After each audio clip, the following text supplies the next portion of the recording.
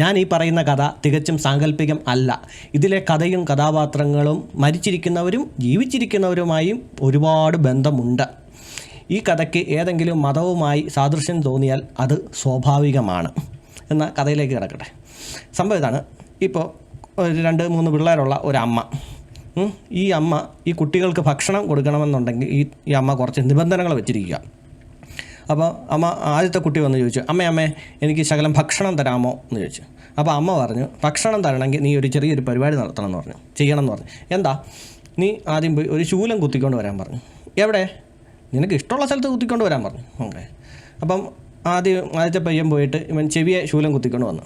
അപ്പോൾ അമ്മ പറഞ്ഞു, നീ ചെവിയല്ല ശൂലം കുത്തിയേ, നീ തൽക്കാലം ഒരു ബ്രെഡ് അങ്ങ് തിന്നെ എന്ന് പറഞ്ഞു. എന്നിട്ട് ഇവന് ബ്രെഡ് കൊടുത്ത് അവൻ അതുകൊണ്ട് തൃപ്തിപ്പെടേണ്ടി വന്നു. അടുത്ത പയ്യൻ വന്നു, നീ പോയി ശൂലം കുത്തിക്കൊണ്ട് വരാൻ പറഞ്ഞു. അവൻ പോയി കവിള ശൂലം കുത്തിക്കൊണ്ട് വന്നു. അപ്പോൾ ഈ അമ്മയ്ക്ക് കുറച്ചും കൂടെ താല്പര്യം വന്നു. അപ്പോൾ ഈ അമ്മ ഇവന് കുറച്ച് കഞ്ഞിയും പയറും കൊടുത്ത്.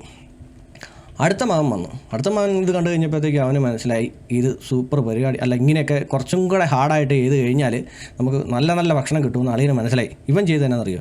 ഇവൻ കവിളത്തും കഴുത്തയിലും ചെവിയയിലും ചങ്കത്തും എല്ലാം ശൂലം കുത്തിക്കൊണ്ട് അങ്ങോട്ട് വന്നു. അമ്മേ എന്ന് പറഞ്ഞു. അപ്പോൾ അമ്മ വന്നു, മിടുക്കൻ, എനിക്കിത് വല്ലാതെ അങ്ങ് ഇഷ്ടപ്പെട്ടു. മോനിങ് വന്നേ, മോൻ എന്നാ വേണ്ടേ? ചോറ്, കറി, ചിക്കൻ, ബീഫ്, ബിരിയാണി എല്ലാം. ഇനി കുടിക്കാനാണ് ഷാർജ ഷേക്ക്, അങ്ങനെയുള്ള സകല സാധനം അളിയന് കൊടുക്കും.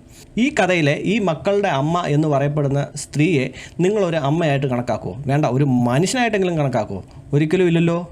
ഇവരെ ഒരു ദുഷ്ട ജന്തുവായിട്ട് വേണം കണക്കാക്കാം. കാരണം ഭക്ഷണം തരണമെങ്കിൽ മക്കൾ ഇന്നപോലെ ശൂലം കുത്തിക്കൊണ്ട് വരണം, അല്ലെങ്കിൽ തലയും കുത്തി നിൽക്കണം, ഇന്നപോലെ ചില പരിപാടികളൊക്കെ കാണിച്ചെങ്കിൽ മാത്രമേ ഉള്ളൂ ഭക്ഷണം തരൂ എന്ന് പറഞ്ഞു കഴിഞ്ഞാൽ അവരെ നമ്മൾ ഈ ലോകത്തെ ഏറ്റവും നികൃഷ്ട ജീവിയായിട്ട് നമ്മൾ കണക്കാക്കത്തുള്ളൂ, ഇല്ലേ?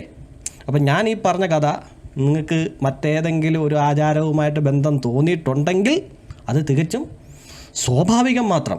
വണക്കം, വന്ദനം.